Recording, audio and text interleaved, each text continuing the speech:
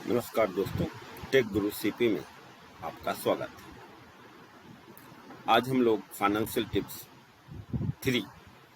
Third episode में समझने की कोशिश करते हैं कि इन्वेस्टमेंट एंड सेविंग्स दोनों में क्या अंतर है। जैसा कि सेविंग्स का मतलब होता है कि वो अमाउंट को आप सेफली कहीं पर स्टोर करते हैं, लेकिन उसमें उसका वैल्यू कम होने का जो रिस्क होता है सबसे लो होता है, पहला पॉइंट। और दूसरा कि वो किसी भी वक्त आपके जरूरत के समय वो अमाउंट अवेलेबल हो, that is called saving. Second आते हैं इन्वेस्टमेंट। इन्वेस्टमेंट का मतलब होता है investment always comes with risk. अब वो डिपेंड करता है इन्वेस्टमेंट टूल्स के ऊपर कि वो हाई रिस्क है या लो रिस्क है।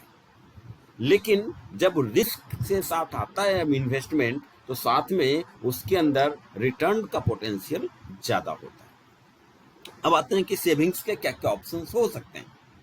सेविंग्स के ऑप्शन में पहला एक ऑप्शन है वो रेकरिंग डिपॉजिट है, जो कि आप कभी भी निकाल सकते हैं, जिसमें दो तरह से किया जाता है। नॉर्मल एंड आईविस डिपॉजिट करके एक ICICI बैंक में है, जिसके बारे में भी आपको बताएंगे। आप चाहें तो सेविंग थ्रू जार कर सकते हैं, कुछ ऐप होते हैं जहां पर आप डेली तरह का सेविंग भी कर सकते हैं, या saving by keeping aside the amount of expenses plan but not incurred.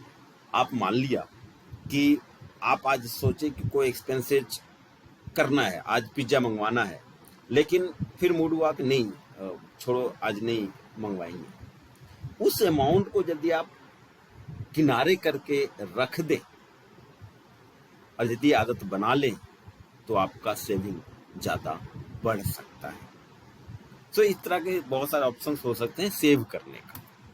अब आते हैं कि मोड्स ऑफ सेविंग क्या है, क्या क्या चीज में हम ये सेविंग कर सकते हैं। उसमें पहला है रेकरिंग डिपॉजिट। रेकरिंग डिपॉजिट का मतलब होता है कि या तो मंथली आप एक सर्टेन अमाउंट आप रख रहे हैं। अब इसमें दो तरह का है। आप यदि ऐसे बैंक आपके पास है तो उसके अंदर एक ऑप्शन होता है आई विश मोड।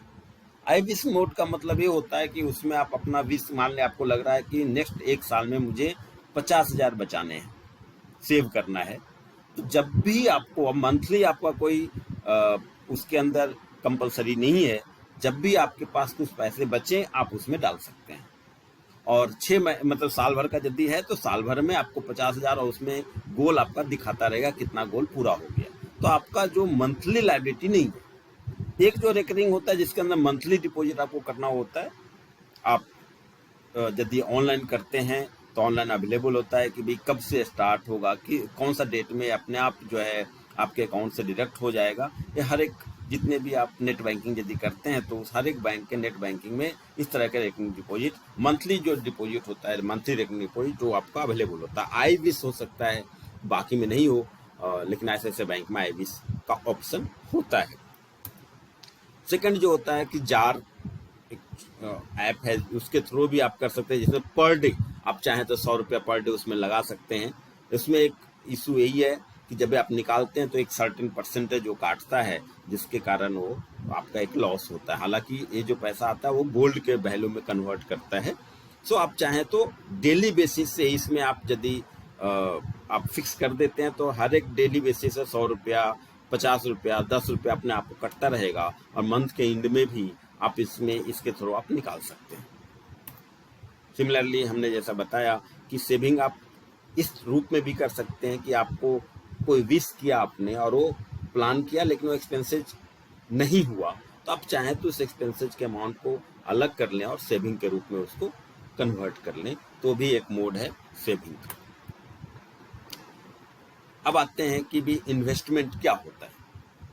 जैसा मैंने बताया था कि investment always comes with risk but also है पोटेंशियल फॉर हाई रिटर्न, कि हमेशा उसमें रिस्क तो होता है लेकिन उसमें रिटर्न का जो पोटेंशियल होता है वो ज्यादा होता है। अब रिस्क पर डिपेंड करता है कि हम इन्वेस्टमेंट कहाँ करें।